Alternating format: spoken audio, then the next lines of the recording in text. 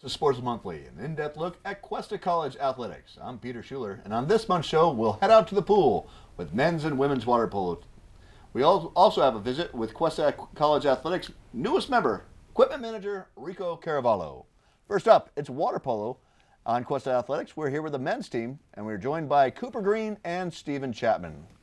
Welcome, Cooper. Welcome, Stephen, to Cuesta Sports Monthly. Season's in full swing. You guys are right up there. In the rankings, top 5 right now, 4, I think, in the state right now. Mm-hmm. How do you feel the team's coming along here? And you guys both in your sophomore years? I think teams really come together this year. It's a lot less hectic, and having our own pool, I can tell we're really meshing. And I don't know, Marsh has really brought us together. You know, we're all one team, kind of. With Marsh and then sometimes against him because, you know. Numbers. You got numbers. Mm-hmm. We got 18 guys. We got an army. So one of the things that's interesting last year is you were all freshmen. Mm-hmm. You had one sophomore on the team. This year you have a bunch of new freshmen to go along with an army, like you said, of freshmen from last year. I think you guys started off with 30 some odd guys. 27. Yeah. 27, almost. Yeah. Okay. So how has that been? I mean, it's nice to have the large pool, but it's a lot of competition for you guys. Yeah. We have a couple red shirts practicing with us too, so that's going to bump the numbers up. But actually, with how much pool space we use it really effectively. So I don't think having as many guys as we do is a problem for pool space because we divide it up as best we can, and it works out really well. Now, last year you guys split between Arroyo Grande and Morro Bay pool. The pool is down, the pool's back up now. It's all deep water, which is really nice. But then you guys, the schedule has been kind of open for you guys. It's just the way it's worked out. Then you lost 2 games last week.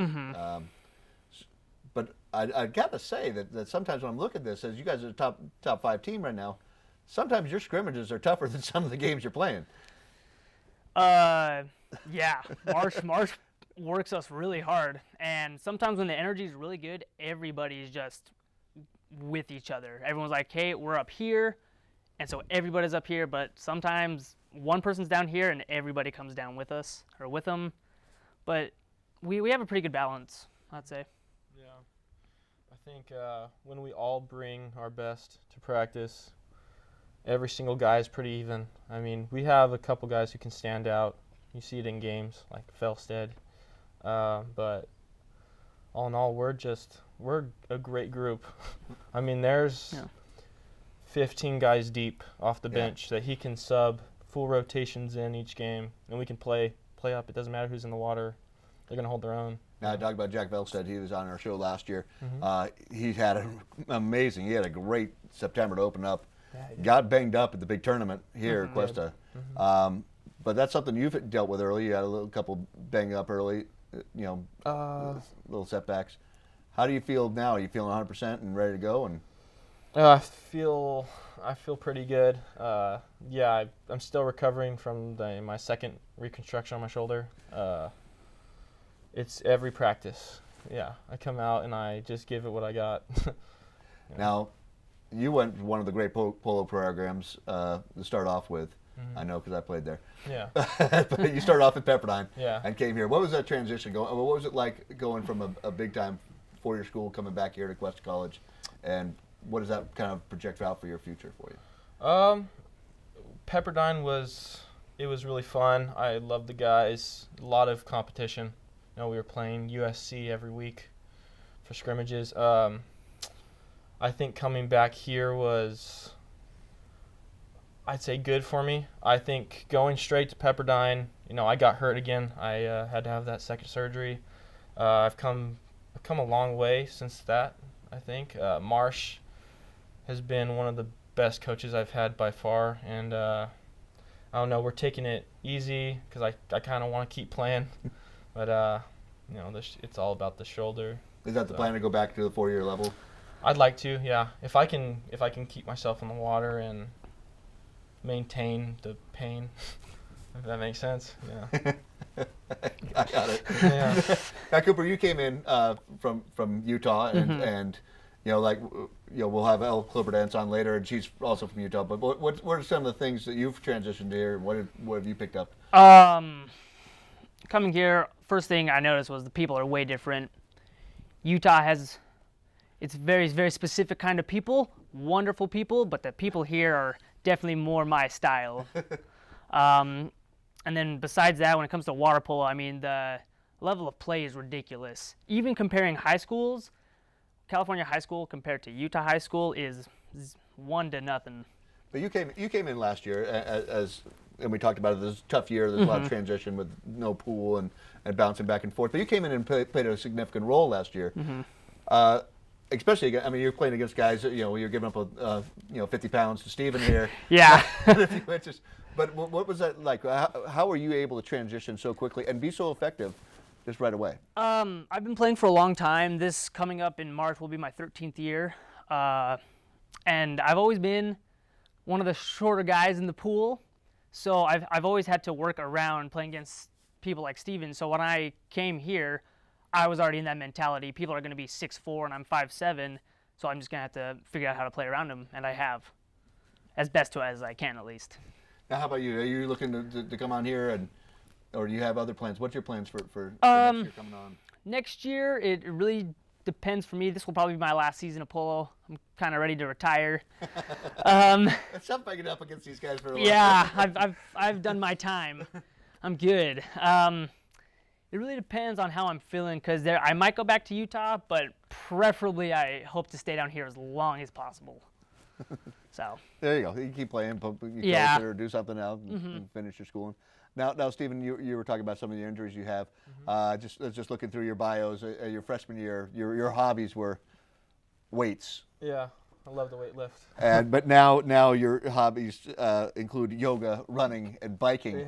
Yeah. Is that kind of how you've kind of worked to get yourself into, kind of ward off some of those injuries you've had? Yeah, with the injuries, you lose the. I was in great shape at one point in time, and I'm not in that same shape. And I want to get back into it, and it requires a lot more cardio and without the heavy, intense weight trainings anymore, because it's all endurance now.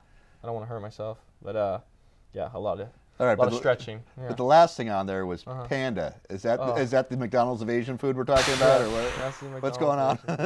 My favorite place. Breakfast, lunch, and dinner. So that's an interesting hobby to have on there. It's a good interest. Now, one thing I haven't figured out. I've seen Point Break, but I want to know who is Johnny Utah. Guilty as charged. Okay, is this your alter ego? What's going on? When I first came down and we started practicing in the summer, for some reason they started calling me Johnny Utah out of nowhere, and I hated the nickname because I didn't know these guys, so I didn't have that bond yet where they could give me a nickname. And then that second week they're like Johnny Utah. I'm like, this is the coolest nickname ever, and I just started going with it. And so yeah, best nickname I've ever received. All right. Wish you guys the best of luck the rest of the way. I mean, you guys are right up there, the top dogs, and it's good chances. The program's never missed playoffs, so I don't think you will that'll happen this year either. So keep it going. We'd like to thank Cooper Green and Steven Chapman for joining us here at Cuesta Sports Monthly, and good luck to the Cougars as they chase the program's 41st consecutive playoff berth. Program has never missed. So, we'll stay in the poolside, and when we come up next with women's water polo with Elle Cloberdance and Sadie Emmett here at Cuesta Sports Monthly.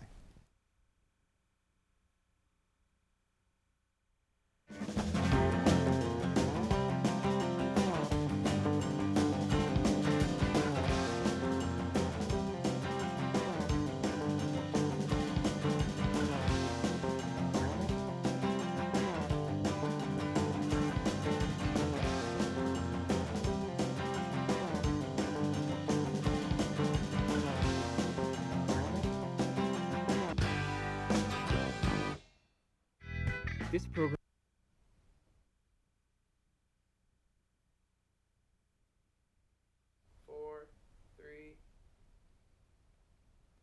Welcome back to Cuesta Sports Monthly. We are still on campus and we're still at the pool with Cuesta's women's water polo players, Elle Cloberdance and Sadie Emmett. Welcome to the show, Sadie and Elle. Season's about midway through right now. You guys are out in the new facility. How's the new facility treating you this year? It's honestly really great. Last year was kind of a struggle, traveling back and forth, not having our own pool, driving to Morro Bay every morning at 7 a.m. It's been really nice, and it's helped our team a lot, able to like bond and actually spend time together and be a team. And being on campus is great. Yes. Not having to go off campus too often. And a few more home games has been nice too, I'm sure, as you guys spent all of last year on the road. Yeah. Yeah. It's made the season go by way quicker, though. We've all noticed. Mm-hmm. It's a lot faster. So you guys are still at the playoff hunt. Just a few more weeks left. Coming up, and you guys looking forward to another playoff type season? Yeah, I'm excited. Yeah. Hopefully we can make it far and work as a team and come out successful. What do you guys think of the team so far? How are you guys looking, and what's your prognosis for the season? What are the strengths that you really think you guys are working on? I think as a team we're a lot smaller this year, so we're able to actually get to know each other, and it helps in the pool a lot, being able to communicate and knowing each other a little bit on a stronger level. I think, yeah. Yeah, I think we're small but mighty. I think we work together well. Now, last year, Elle, you were one of 4 people from Utah who joined the program. You're the last one left. The other two went on a mission. One didn't come back. What is it like for you making that transition from a landlocked country back to the beach?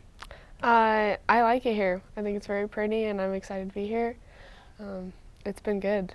Now, you consider yourself a Californian, or are you still a Utahn or Ute? What is it? What's the proper terminology? I'm torn. It's a Utahn, I think. I think I'm a Utahn family-wise, but I am now a resident, so guess I'm a Californian. All right. Now, you came up from Agoura. What was the thing that kind of brought you up here? Car. But what was the thing that brought you to Cuesta College? What was the I had options. Like I could have gone to Santa Barbara, I could have gone to Moore Park, Ventura.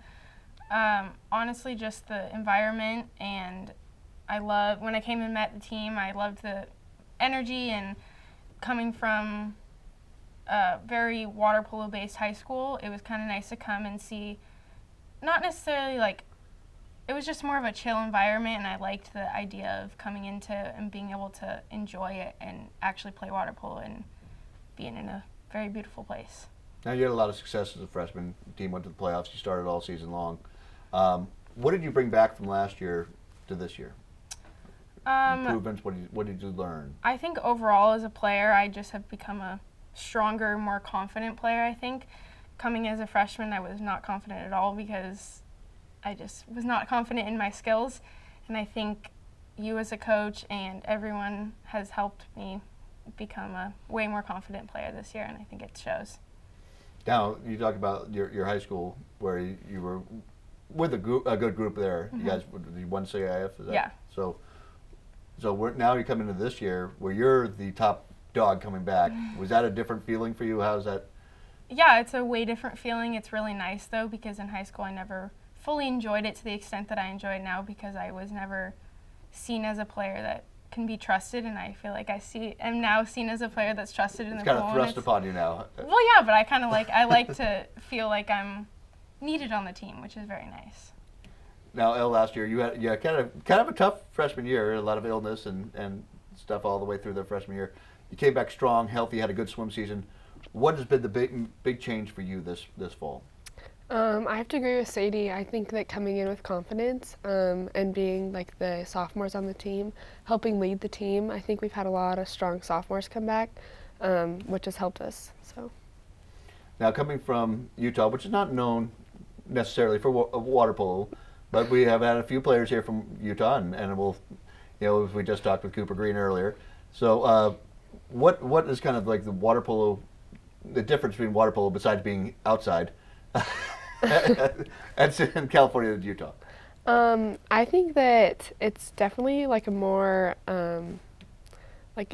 advanced version of water polo. I think that in Utah we're still growing. There's not very many clubs. I mean, I played on a club. There was no high school team, so they're just still like trying to get water polo I'm hoping soon that they'll have like actual teams out there, and even at the community college level. I mean, I had to come to California to play on, so.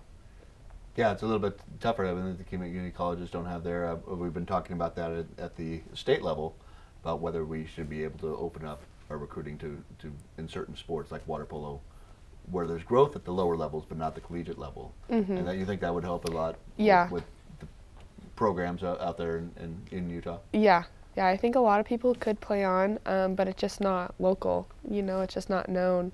But yeah, and how is the pool situation? I mean, is it scarce or you know?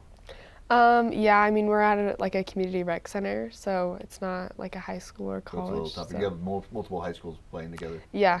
Okay. So well, let's go back to Sadie. What you know, your plans here at Cuesta College, and what are your plans for next year and going beyond that? I'm hoping to transfer, so I'm applying right now. Looking at San Jose or Long Beach are my top two right now to study child development, and then hopefully go on to nursing in the end, but slowly getting there. Like pediatric nursing type Pediatrics, things. yeah. That's kind of your Yeah. thing. What kind of brought that? I've worked with kids my entire life. Both my parents work with kids, and so it's just been a big part of my life. And I thought, why not take it into the medical field and be able to help kids that need the help that they need. Now, you're also an athlete, and you talked about a little bit yesterday. I heard you talking about how your family and athletics. Is that one of the reasons you got into water polo? Was you know, you said your sister played soccer and track, Yeah. and was water polo just aquatics is more your thing? Yeah, so my family, my whole family, all my extended family, everyone's super athletic. It's always been a part of our growing up. I played soccer all throughout high school, but never really progressed to the point where I could play in high school. So my dad played water polo in college. He was a goalie. And so I was like, why not try it? I'm kind of built like a swimmer, and so why not get into that and try it? And I hated it at first. Like I absolutely hated it. But I'm so glad I continued to play, and Oh, all the best are goalies, so it's good to Yeah. have your dad there. So now, Elle, you've been here. You've really kind of immersed yourself in the Cuesta culture. You're working here up in the HR department right now as a student worker. Right? Is that correct? Yes. But you will be leaving us, and your plans for the future. I'll let you talk about that a little bit. Hitting the road. Yeah, I get my associates here at the end of the semester, and I am headed to Santos, Brazil, to serve an 18-month mission for my church. So. All right. So is that going to be? I mean, you're not going to be able to water necessarily. You're going to be. Yeah. You'll be having to learn Portuguese and Yep. all those things. Yeah. Great experience. Would you come back to California afterwards and finish your degree, or what's your plans for that? Not too far down the line. Not too far, but I've definitely thought about it. I've been going back and forth. I might come back out to California and finish my last 2 years, or go to the University of Utah or Utah Valley. So. Good stuff. All right. Thank you to Elle Cloberdance and Sadie Emmett for joining us here at Cuesta Sports Monthly. When we come back, we'll be joined by Cuesta College's newest athletic employee, Rico Caravallo. When we get back with more Cuesta Sports Monthly. Cuesta.edu. Television, radio, broadcast, communications. Explore the world of digital communication and tap into your creative genius. Television, radio, broadcast, communications. This is your boy, the DUI, and you're listening to KGUR.org. Your digital future is at Cuesta College right now.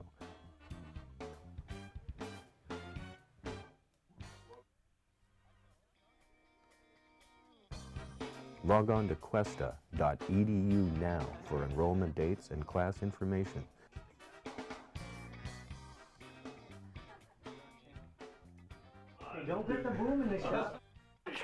Blown it, bro. Cuesta.edu.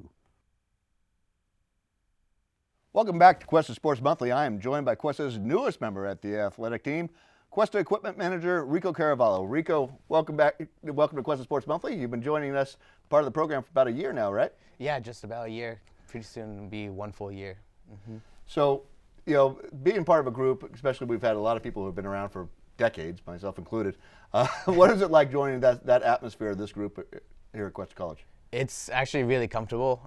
Coming in, you're nervous about all the new things you have to figure out and how everyone works. So with everyone being basically a veteran, I can kind of get like all the shortcuts without having to figure it out by myself. So that's pretty nice, actually. Now what was kind of the thing that kind of drew you to athletics at first? I mean, you were an athlete, but what was the thing that kind of made you want to work behind the scenes there? Behind the scenes, I figured since I'm out of college athletics now as a player, now I can give some insight to kids that are going through what I went through already, and I went through a good amount. So that was nice. Now you were a community college athlete yourself, Yep. played at Kenyatta, and then went back east and finished your schooling In Indiana, in Indiana. So, you know, is there something different now? You've been a part of a couple of athletic departments as an athlete. What's it like, the atmosphere here at Cuesta College, do you think, as an employee and somebody who's kind of supporting those teams? Behind the scenes, going from athlete to worker, there's a lot more going on than I knew was happening as a player. There's so many different intricacies that coaches are going through that I had no idea about. So it made me feel like I should reach out back to my old coaches, be like, hey, sorry for what I did. Like, I should have understood better. So it's kind of interesting to learn all this now. It'll be a grumpy lot at times, huh? I could be. Yeah. You know, growing up local, what did Cuesta College mean? I mean, you didn't come to Cuesta College, but what was it? What did it mean, kind of, in the environment and to the local community? You think? Growing up, I learned that Cuesta was like the stepping stone to Cal Poly. So you go to Cuesta and you get set up on a less expensive route than going straight to a 4-year. You get it's like a good stepping stone to get you into a 4-year. So it's great, like baby step, which I would agree, actually. Now you're a standout baseball player, and you ended up going to Kenyatta College to start. Yep. Kind of talk about a little bit of that transition from high school player, living at home, living in this little bubble that's the Central Coast sometimes, and going up to the big city. Going up to the city, yeah, that was a huge change. I grew up actually in San Jose area till I was like 5 or 6, and then we moved down here. Growing up through high school in Morro Bay, I always I want to go back to the city. Got to the city in junior college, regretted it, wanted to come back. Too busy for me, but the speed baseball is played is much quicker at the next level. Even just from high school to junior college, you realize how slow you think and how much coaches had to hold back on you from being angry at how slow you were thinking. So when you get to junior college, they can actually let you know that, hey, you're messing up, so you need to step it up a little bit. So that was kind of, for me, that was good, because I liked the criticism. It helped me push. Yeah, and you mentioned a little bit from there. So you left here. You went to the big city. Yeah. And then you went a whole different route. What was kind of the impetus behind that? What was the reason that you just kind of said, "I'm going"? Is it just the game? Was it just the education, or was he really into the experience too? For me, at that time, it was just the game. I had a couple calls, and they're like, no one gave me a complete hey, this is how much money we'll give you. But Indiana, we'll pay for everything. And I said, yeah. I didn't visit. I didn't need to know anything else besides we'll pay for everything. And I said, yeah, that's good for me. And then I didn't check out the school and got out there and realized that I was at a fancy private school. I was like, oh, that's why it's so fancy everywhere. Everything's brick and stuff. But it was a great experience to leave California. Even better to leave slow, because you get stuck in the bubble. Growing up here, you don't realize it, and then you leave, and it's like, oh, I needed to realize what was good for me, what I wanted in life. And for me, it was back to the ocean and not flat snow coldness. So you're not a Hoosier, is what you're telling me. I am not a Hoosier, and I believe it's a flyover state, so I wouldn't go back for me. Now, once you're back here, that was kind of the end of your baseball career at that point? Yeah. I went through a lot of surgeries between junior college and I was there for 4 years and went through 5 surgeries with broken bones, torn ligaments and stuff. Is it mostly due to the cold and your body just not being able to move? Yeah, it was just playing too hard and lifting too hard all the time, not giving myself a break. So then it just added up. And so my body was shut down. By the last year of Indiana, I was like, oh, I'm done.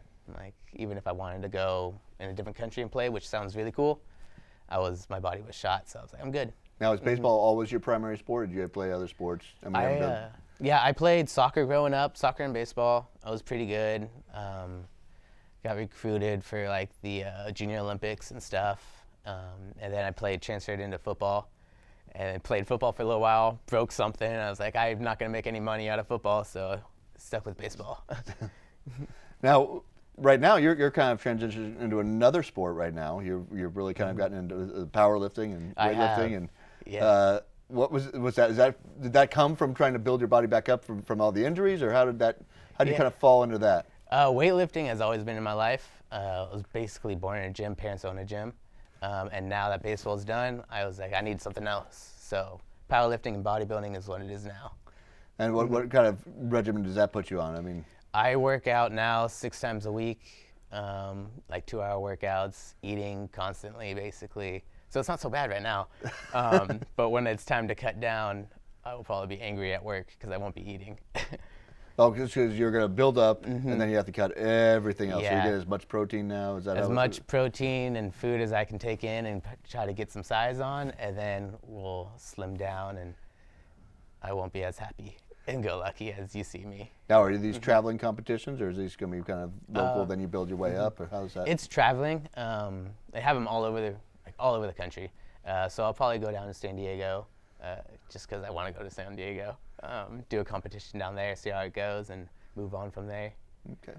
Now, when you see our athletes, and you kind of have your expertise now as a 4-year college athlete, and now you're working with the conditioning and the nutrition and all that stuff with that, do you kind of branch out from your equipment manager position and kind of take these young guys under your wing? And yeah, I don't go seek it. I don't feel like I need to push anything on anyone. Yeah. But if a guy or a woman asks me, I'll let them know what I think.